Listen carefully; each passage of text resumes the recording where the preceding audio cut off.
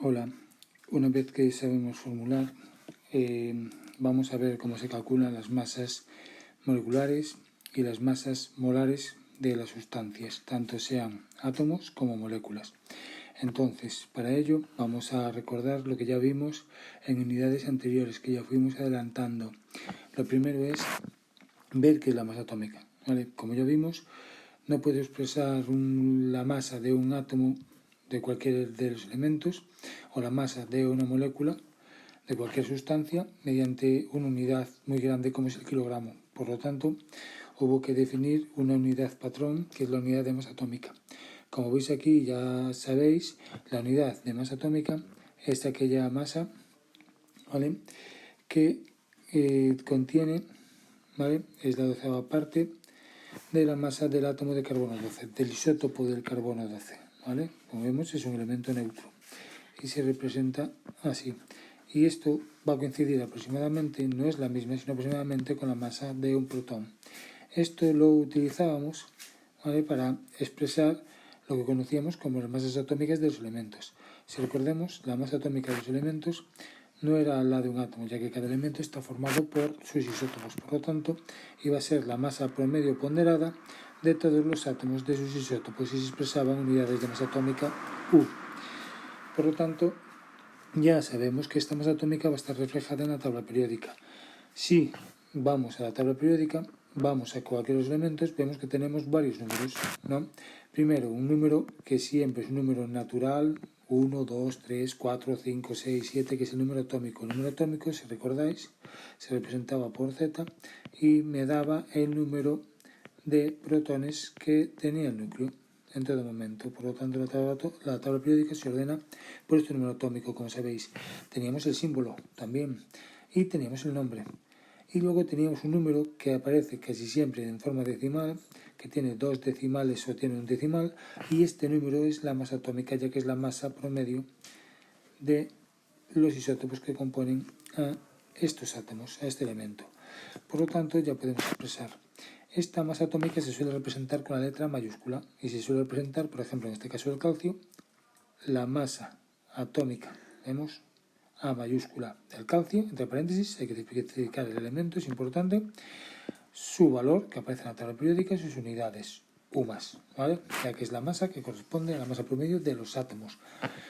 Una vez que tengamos esta información y ya sepamos calcularla, ya sepamos identificarla, ya sepamos reconocerla y dónde encontrarla, lo que vamos a hacer va a ser calcular las masas moleculares. Las masas moleculares es muy fácil, ¿vale?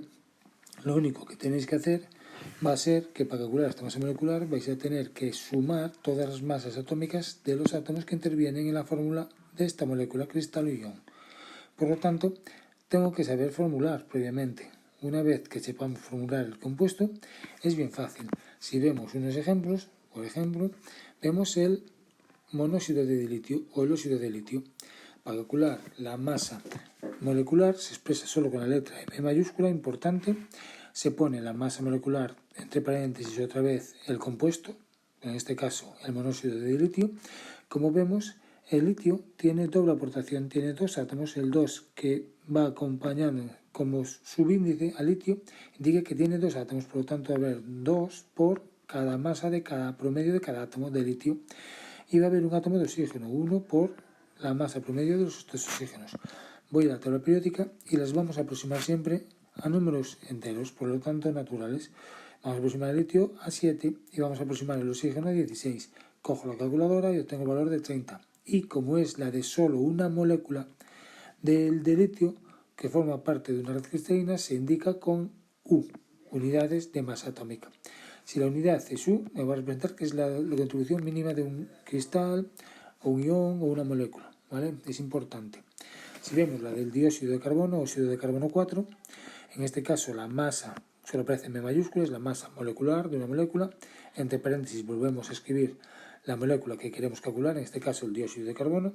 Como vemos ahora, solo tiene un átomo de carbono, por lo tanto 1 por la masa promedio de este carbono y 2 contribuciones de los oxígenos, por lo tanto 2 por la masa promedio, masa atómica del oxígeno.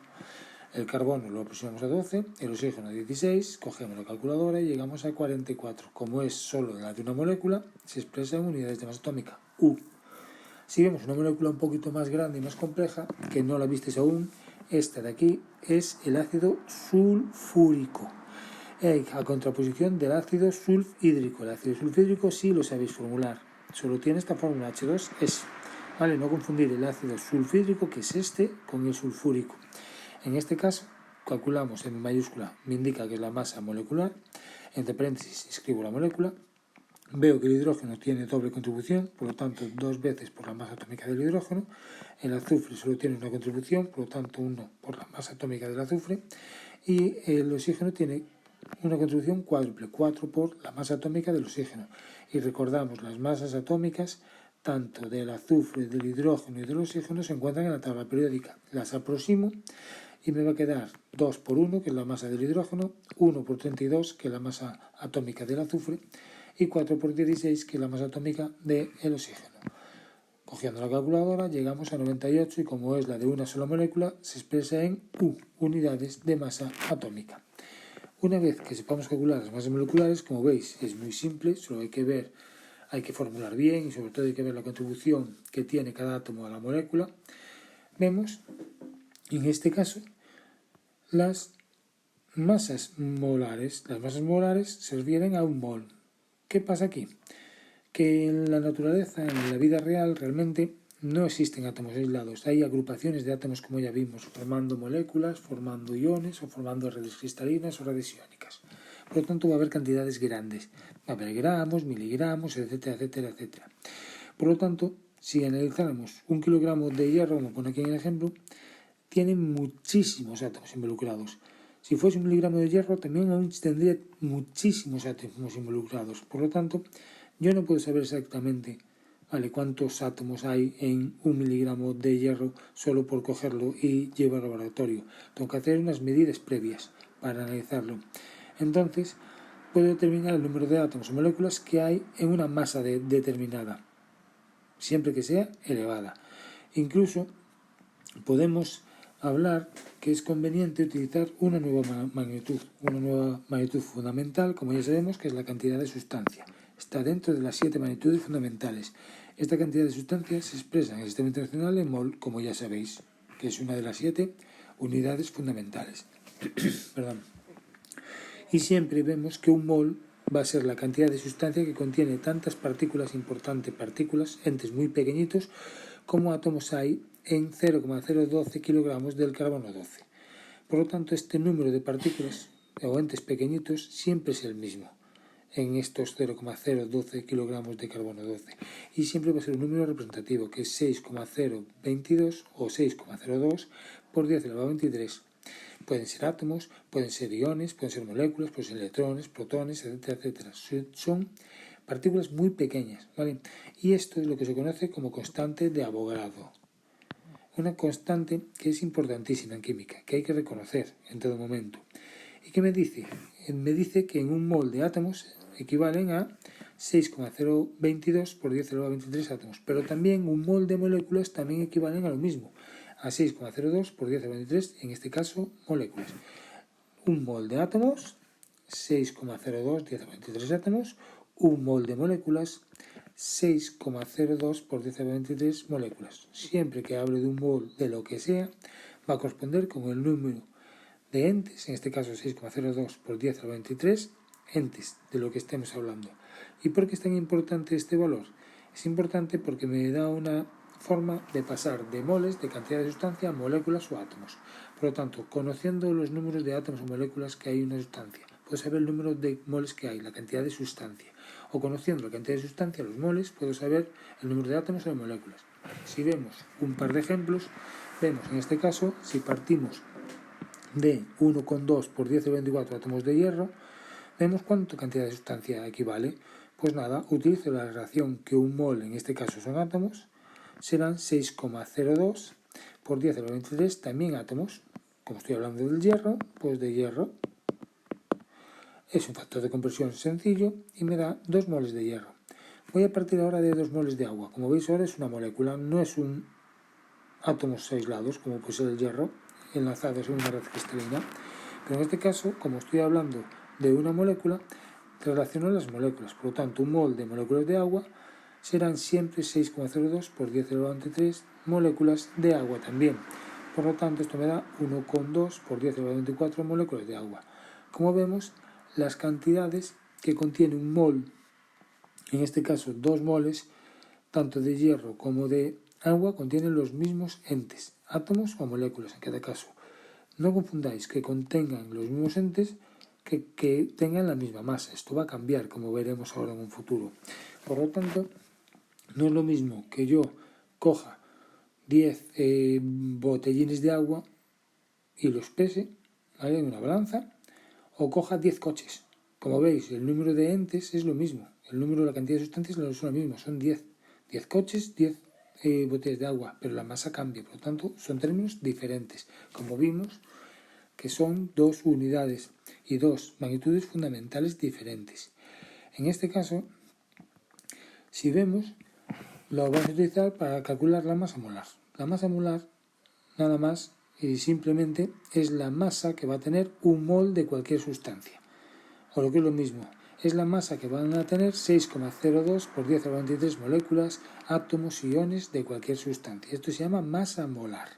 La masa molar se expresa no con M mayúscula, se expresa, vamos a cambiar aquí, con M y M minúscula, para diferenciarla de la masa molecular. La masa molecular era solo una M, pero para transformar la masa molar, para diferenciarlo, se expresa con M minúscula, ¿vale?, para masa molar. Por lo tanto, si utilizamos la denominación MM, es bien fácil, ya que la relación que hay es la misma que teníamos con la masa molecular. Lo único que cambian las unidades. Si en este caso vemos el ejemplo, la masa de una molécula de monóxido de dilitio eran, como vimos, 30 unidades de masa atómica, 30 UMAS.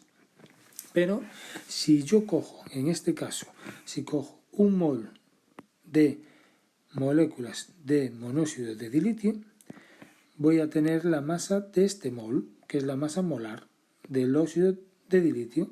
Por lo tanto, el valor numérico se conserva, sigue siendo 30, se calcula mediante la tabla periódica como vimos, pero lo que cambian son las unidades. Ya no es la de una molécula, son la de 6,02 por 10 a la 23 moléculas y pasan a ser 30 gramos por cada mol. Si vemos la del dióxido de carbono, vimos en el ejemplo que la masa de una molécula de dióxido de carbono únicamente eran 44 unidades de masa atómica UMAS, pero si cojo un mol de moléculas de dióxido de carbono, esta masa de 44 sigue conservando su valor 44, pero ahora son gramos. Gramos que hay en un mol también. Por lo tanto, tengo una relación directa, por eso el número de Avogadro es tan importante, entre las masas solo de una molécula de un átomo y la masa de un mol de moléculas o un mol de átomos en este caso, y va a ser la masa en este caso del dióxido de carbono de 6,02 por 10 a la 23 moléculas juntas. Serían 44 gramos por mol, que tiene un mol. Si vemos la masa atómica, por ejemplo, con el ejemplo del calcio, veíamos que la masa promedio del calcio era 40,08 unidades de masa atómica, UMAS. Si cojo un mol de átomos de calcio, de átomos promedios, un mol, esta masa pasa a ser una masa molar y pasará a conservarse el valor otra vez, sigue siendo 40,08, pero ya no es en unidades de masa atómica de un solo átomo promedio, sino serán de 6,02 por 10 a la 23 átomos y pasa a ser 40,8 gramos que hay en un mol. Por lo tanto, la unidad de masa atómica está directamente relacionada con los gramos, ya que el valor se va a conservar. Utilizo la tabla periódica para el cálculo de un átomo promedio, para el cálculo de moléculas, y una vez que tenga este valor en UMAS, lo único, si cojo un mol, que es una cantidad muy grande, 6,02 por 10 a la 23, 6,02 más 21 ceros, me hace una cantidad que se me transforma en gramos directamente. Y está absolutamente comprobado que el valor numérico se conserva y lo único que cambian son las unidades. Pasa de unidades de masa atómica a gramos que hay en un mol. ¿Y para qué utilizamos esto? Esto lo utilizamos para poder transformar de una magnitud fundamental como son los moles a otra magnitud que es la masa. Por lo tanto, paso de cantidad de sustancia moles a masa. en gramos o kilogramos, en este caso a gramos. Y lo puedo hacer o por factores de conversión o utilizando una relación, que es una fórmula, que es que el número de moles que tenemos va a ser igual a la masa partido de la masa molecular del compuesto. En este caso, recordar MM, ya que es la masa de un mol. Por lo tanto, como vemos, es masa molar, MM, para diferenciarla de la masa molecular.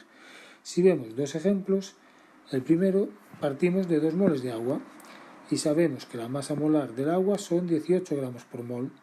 Tengo dos formas de calcularlo. Primero, utilizo la fórmula. Si utilizamos la fórmula, donde estarían los moles pongo 2 moles, dato que tengo aquí. La masa no la sé y la masa molar siempre la voy a saber porque siempre voy a poder utilizar la tabla periódica. Este valor siempre se puede calcular. Por lo tanto, lo que está dividiendo pasa multiplicando. Como vemos, mol abajo y mol arriba se me van y la unidad que me queda es el gramo. 2 por 18, 36 gramos. Por lo tanto, 2 moles de agua equivalen a 36 gramos. Y un mol de agua, como vemos en este caso, un mol de agua equivale solo a 18 gramos. Por un factor de conversión, parto de los 2 moles de agua. Y ahora, para el factor de conversión, utilizo la expresión de masa molar, que hay 18 gramos en un mol. Pues en un mol hay 18 gramos y tengo otra vez los 36 gramos de agua. Si ahora veo átomos, por ejemplo, cojo una piedra de hierro puro y la peso y tengo 112 gramos de hierro, puedo saber qué cantidad de sustancia tenemos en esta masa. La masa molar del hierro la sé. Voy a la tabla periódica, es un átomo, busco la masa de promedio de los átomos, la redondeo a 56 y tengo que la masa de un solo átomo promedio de hierro son 56 UMAS. Para un mol de hierro, 6,02 por 10 a la 23 átomos de hierro son 56 gramos por mol. Si utilizamos otra vez la fórmula, tengo ahora los moles, no los tengo la masa y la masa molar siempre la voy a saber de la tabla periódica. Por lo tanto, gramo arriba, gramo abajo se me va, el mol invertido pasa para arriba y tengo 2 moles de hierro. O también lo puedo hacer por un factor de conversión. Parto de la masa, 112 gramos de hierro, y utilizo la definición de masa molar, que hay 56 gramos de hierro en un mol de hierro, que es lo que me dice este valor. Por lo tanto, en un mol de hierro tengo 56 gramos y vuelvo a tener el mismo valor que antes.